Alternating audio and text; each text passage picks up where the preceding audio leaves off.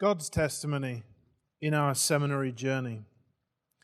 My name's Leon Coates. I came here with Natalie, who is at the back, with Emily and Sophie. God's testimony in that He orchestrated this journey, He sustained it, and He's directed the next journey. He orchestrated a life away from waywardness. He brought me back to Him. Ever since I was a child, I was brought up in the Christian faith. But then when I went to university, off I went my own way. And it took me to get to very difficult times, on the brink of suicide actually, to realize actually I should live this life for God. He brought me back to that.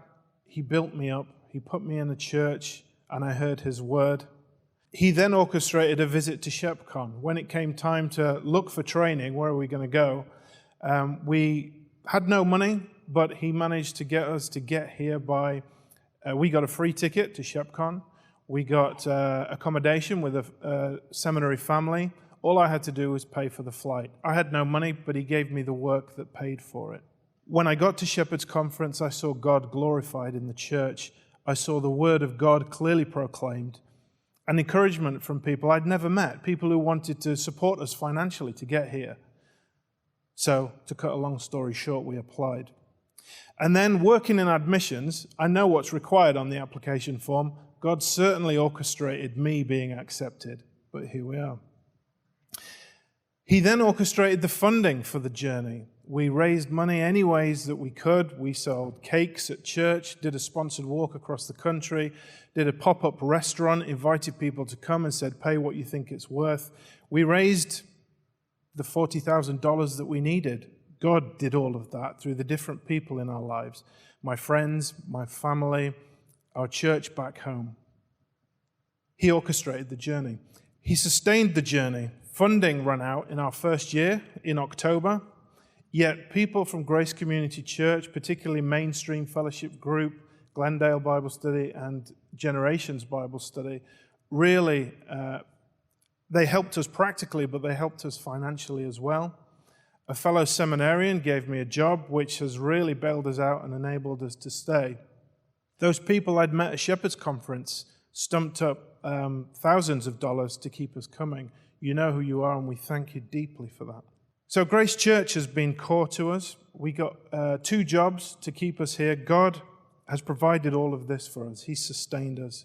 He sustained our sanctification. Some of this walk with 2 jobs and all the assignments has been very difficult, but He sustained us. He sanctified us as we've gone.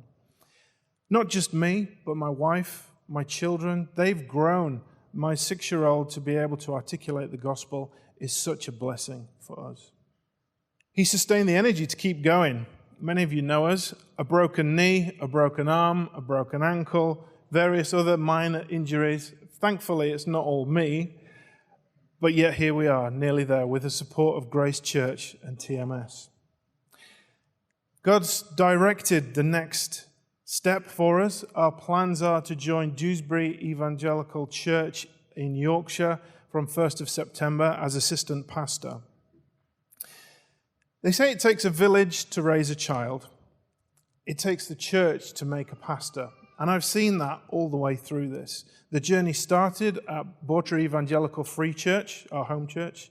It continued at Grace Church with the help of TMS. And Dewsbury Church will continue that process. Am I ready? Of course not. But I'm ready to start and continue to grow in grace and to shepherd His people with what Grace and TMS has shown me.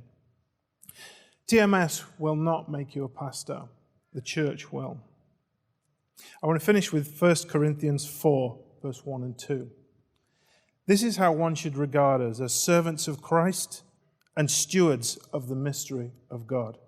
Moreover, it's required of stewards that they be found faithful. I don't think it's a coincidence that the thing that comes first in that verse is that we must be servants. And the thing that comes next is that we're stewards of the mysteries of God. We must get servanthood right. Brothers, we must be humble. Otherwise, it's not going to work. Get stuck into your studies and know more of God because your theology drives your doxology. But we've got to take on the personhood of Christ, we've got to be humble as he was humble and demonstrate his way in the world. Praise to God for all he's done in our seminary journey.